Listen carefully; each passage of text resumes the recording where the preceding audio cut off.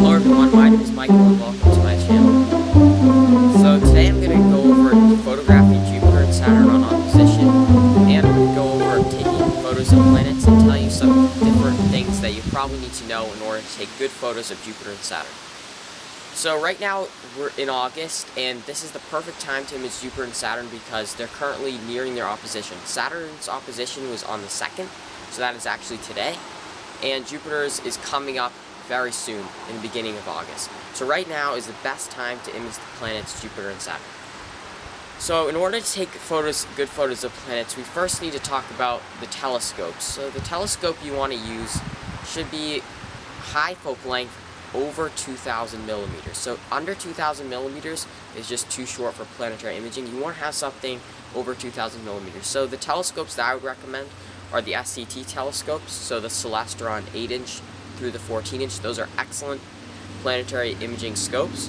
And I use the 8-inch telescope, and at the end of this video I'll show the image I took of Saturn and Jupiter, and it's pretty impressive. Planetary astrophotography can also be done with a Dobsonian telescope, so that's what I started out with. I started out with my Dobsonian telescope, and you point it at the planet, and the planet will just drift across the screen. But when it's drifting, you take a video, and then in the software, you make it still and stack it and make a good image. So Dobsonian telescopes work too, and other telescopes besides SCTs work, but I would recommend sticking with the SCT range of telescopes. Those will get you the best results. So the next thing that's important in planetary imaging is the camera. So you want to have a camera that can take high frame rate, so very quick frames, so a lot of frames per second, and then you'll be able to capture those quick moments of good seeing. And this is called lucky imaging. So lucky imaging is when you take high frames, a lot of frames per second, capture a video and stack all those frames in programs like AutoStacker, which will just take the best frames, stack them together so you can get a good sharp image of the planet. So you want to have a camera that has high frame rate and has a small sensor. A DSLR is not going to work for this because there would be too much black space around the planet. It would be a tiny planet and a lot of empty black space. You want to have it cropped in to the planet. Some cameras that are good for this is the ZWO ASI 224 MC camera. That's a great camera. And I'll leave some links in the description to everything that I'm talking about here. Telescopes, cameras. But the ZWO ASI 224 is a good one, and there's a couple more I'll leave in the description below. So the next thing is the mount. The mount is not that important for planetary imaging. For deep sky imaging, the mount is very important because you need to have those sharp stars and long exposure images. But for planetary imaging, it's helpful to have a tracking mount, alt-az or equatorial. It doesn't really matter too much. If you have an alt-az mount, you don't want to do animations. But overall, any tracking mount will do. So equatorial, alt-az, it doesn't really matter. If it just tracks the planet and keeps it still in the frame while you're taking a video, that's what's going to really help you out.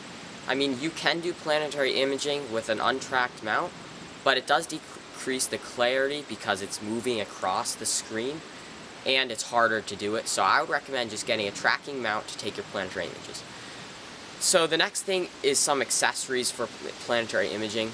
You want to have a 2x barlow, 2x barlow and above, because the barlow will multiply your focal length by how many times it is. So it's like a 2x, you have a 2,000 millimeter telescope, it'll be like a 4,000. So again, a barlow is a really good accessory for taking photos of the planets. So now let's move on to software for planetary imaging. So some software, you need the capture software and the stacking software and the processing software. So to capture the planet, you can either use SharpCap, Fire Capture. Those are the two best ones. I use SharpCap. A lot of people use Fire Capture. They're both really good. And when you bought your camera, it'll come with a USB cable that'll attach to your computer, so you'll power your camera from those softwares on your computer. So SharpCap does really well. It'll record the video of the planet, and you can isolate an area of interest, so it'll crop even more any black space, so you have the planet really filled up in the frame.